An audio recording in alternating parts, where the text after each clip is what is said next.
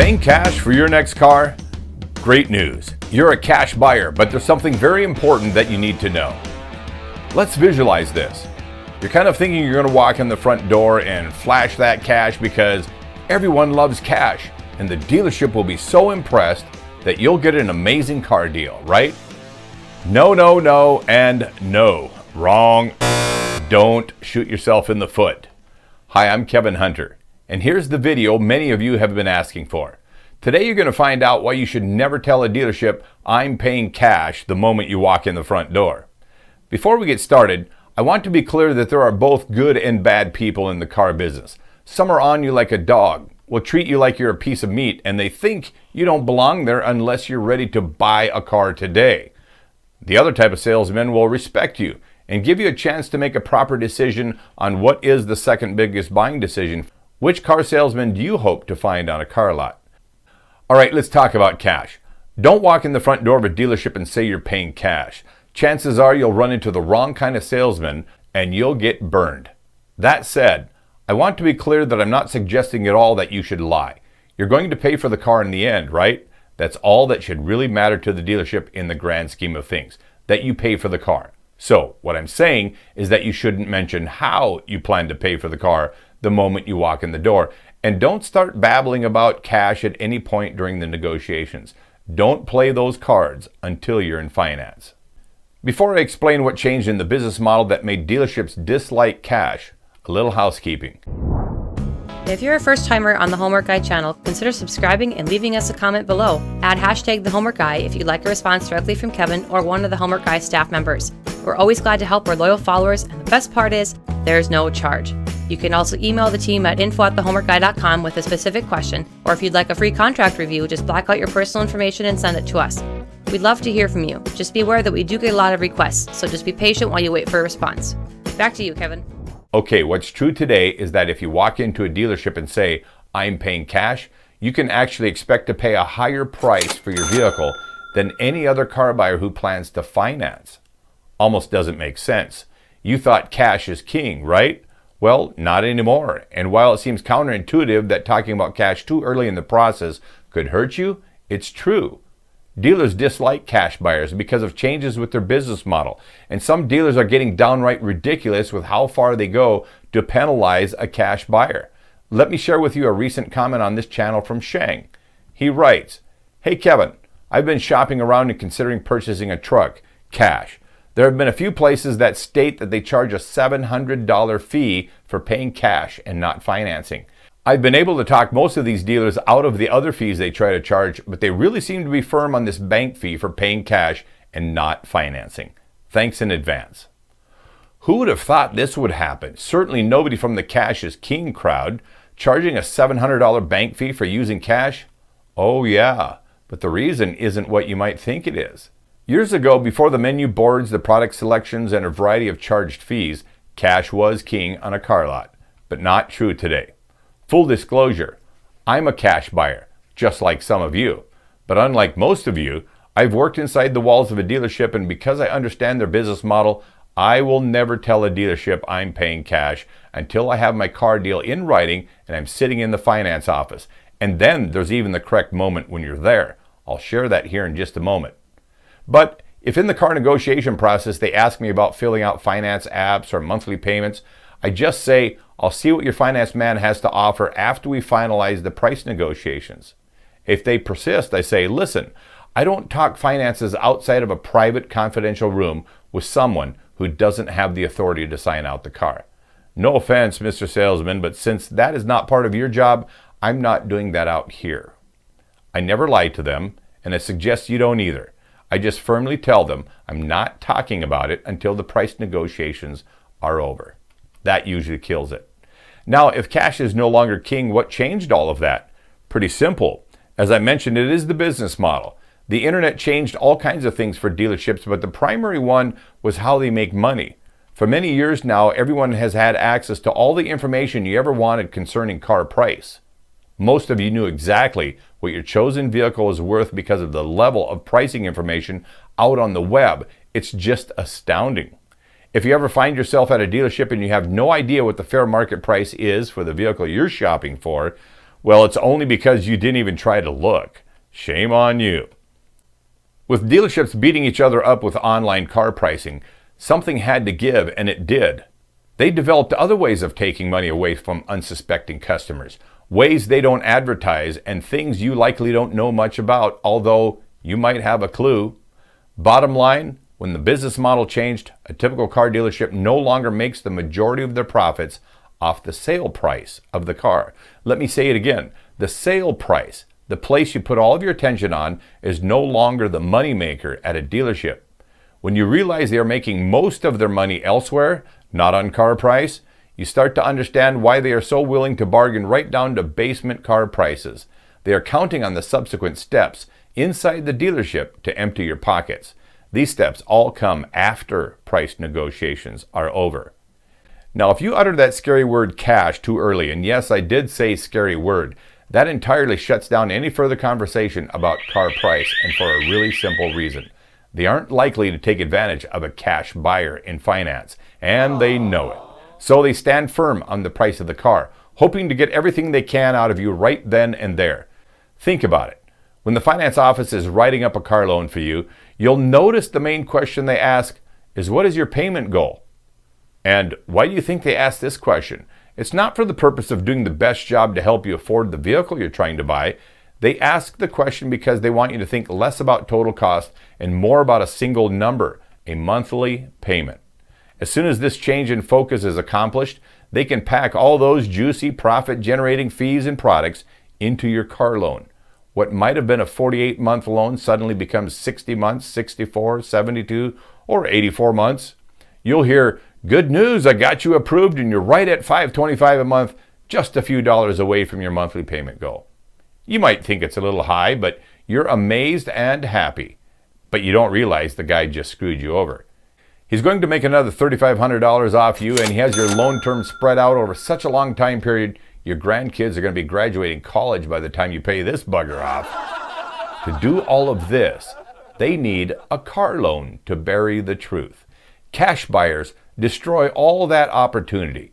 With a car loan, they take thousands of dollars from you after you negotiated the sale. You get that? A car loan lets them rip you off. No car loan, the deception strategy in finance is out the window. Aha, now you're seeing the light. Without a car loan to write, they can't bury costs, they can't hide profits, and they sure as heck aren't going to get you, that savvy cash buyer, to pull more money out of your pockets. You have hard-earned cash in your pocket for a reason. You're smart with your money, and financially smart people are not easily buffaloed by a slick-talking finance officer. Making money in a dealership is nothing more than a process that starts somewhere, the sale of the car, makes additional steps, like the accessories department, and ends somewhere else, like the finance office. Some steps add a lot more profit than others. The reason cash is not king in a dealership is because profits are king. And they make a majority of their profits in finance, not off of cash buyers. Cash is a bad thing because it interferes with profits. The reason people get stuck at dealerships for hours these days is because the majority of the money is being made after price negotiations. The longer you're there, the more money they are making. They make a little money on the sale price, make good money on the trade-in, and make fantastic money on the financing. And most of that fantastic money is coming from products and fees in finance. Now you should understand. You don't mention cash until you're in finance. At this point, you're done with the negotiating at a sales level, but you're not even close to being done in finance. It's important how you proceed from here, and I promised I'd tell you how I do it. I sit down in finance and ask the finance officer to please add any appropriate tax, title, and license to the sale price of the car, so I know what the total is. If he tries to shift the conversation to financing, I'll just put him back on track by saying, before any of that, I need to know the total. What will I be paying? And then we can discuss the payment options. They don't like that. They want to get into menu discussions, presenting products, and talking about protecting my investment, as if a rapidly depreciating piece of metal, the car, is an investment. Ask any accountant. It's an expense item, not an investment. When you're looking at expenses, why would you want to increase your expense? Some finance officers realize that only a very knowledgeable person makes statements like this, and they cut to the chase. However, there are several clueless ones. They proceed trying line after line to move the conversation towards products. Notice, I still haven't mentioned I'm paying cash. You have to stay in control. I let the finance officer present the deal. I look it over. I use the state website to calculate tax, title, and license, and I check to see if he got it right. Then maybe I see a document fee for $599, and I'm only willing to pay $75. I draw a line through it. If it's the only problem, I look up and say, change that to $75, and we have a deal. If he says he has to charge every customer the same because of a lame state law, well, I just go out and get a hold of my salesman and I say, I've reduced my offer by $524 because of a ridiculously high $599 doc fee in finance. I'm only paying him $75. Well, 70% of the time it goes exactly like that. Sometimes the dealer will refuse, and then I'm out the door. You have to be willing to walk when you're dealing with crooked people. Never give the crooks your business. That's how we force bad dealers out of the business. All of us refusing to do business with shady dealers. Now let's say there's a $500 window edge theft program also on the paperwork. Again, I cross it off. I line out everything I'm not willing to pay for and give it back to the finance officer saying, get rid of that and we have a car deal. Notice I still haven't said anything about cash. I'm not lying to them, but I'm letting them believe they might get me somehow, some way. Every good card player understands this. It's not lying, it's not cheating, it's just plain old smart. When all is done, I confirm the bottom line. This is essentially the out-the-door price, right? He nods. I say, well, based on X credit score and plenty of income to support that, what are your current rates on a 36-month loan? He doesn't like this because only smart car buyers get 36-month loans if they finance at all. He's not in control and he starts to figure that out. He gives me an approximate rate, lays out the term, and then asks, so what were you going to do for a down payment? I say, figure it out with half down. Here's the thing. I said I'm a cash buyer, but I will still occasionally take out a short-term loan just to keep my credit file current. This is just smart in the event I ever decide to use credit for something. If the deal looks good that he presents, I'll say, well, write it up. If it doesn't, I already confirmed that this is the out-the-door price. Don't bring actual cash with you. Interestingly, that's what drug dealers do and other people trafficking in illegal activity. They use cars to launder money. The moment you pull out a big wad of cash, it opens up a whole new world. When a dealership receives cash exceeding $10,000, Form 8300 must be filed. The deal may in fact be an attempt to launder illegal funds. If $10,000 or less was received by the dealer and the deal gets canceled, the dealer may voluntarily file Form 8300 anyhow if the transaction appears suspicious. Bottom line, you might be opening up an investigation on yourself. No sense creating problems you don't need. Now, let's recap. For the person who walks in the door and blurts out, I'm Mr. Big Stuff here, I'm paying cash, give me a deal. Well, you got a good deal, all right. Like it or not, you paid a much higher price for your vehicle because you just notified them up front that they have no end game with you. No way to hide these profit-packing goodies at the end. Without the end game to play, they nailed you to the wall right there, and suddenly they didn't want to budge an inch more on car price. They had to take everything they can from you before you went a step further because you just destroyed the biggest money-making opportunity they have. That's the finance office. Make sense? Never say you're paying cash up front. Never. This is the kind of straight talk you can expect on this channel, so I encourage you to subscribe and stay up to date. The information you walk away with could save you thousands of dollars on your next car purchase, and you'll know right where to come back for a refresher the next time you decide to head out and go do some car shopping. Maybe you still have questions. If so, put them in the comment section below. I try to answer as many as I can. If you want to thank me for this service, simple enough, hit the like button. Or maybe you want to share it on social media with a family and friends. That's always much appreciated. And finally, some of you have asked this question, how do I tip this guy for all his help? Well, I'm not expecting you to pay me for what I do, but if you do wish to send me a tip, I'll put a link in the description box down below. Just don't go trying to hurt yourself financially. $1 or $2 is great, says thank you like anything else.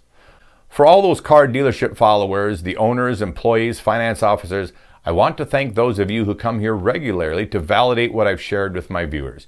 Your comments are priceless, and I've even made videos from your feedback.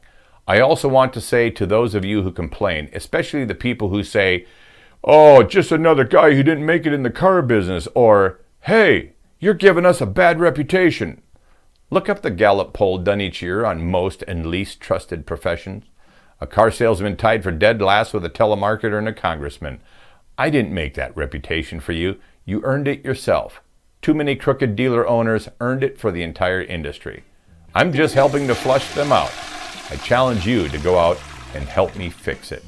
To the rest of my viewers, thank you for joining me here today, and thank you for all the kind and supportive comments that always show up in my videos. I wish you all the very best car deal you ever thought possible. Remember, don't mention cash up front. And now you know why. Still got a question? Well, just put it down below. I'm Kevin Hunter. Until next time, take care.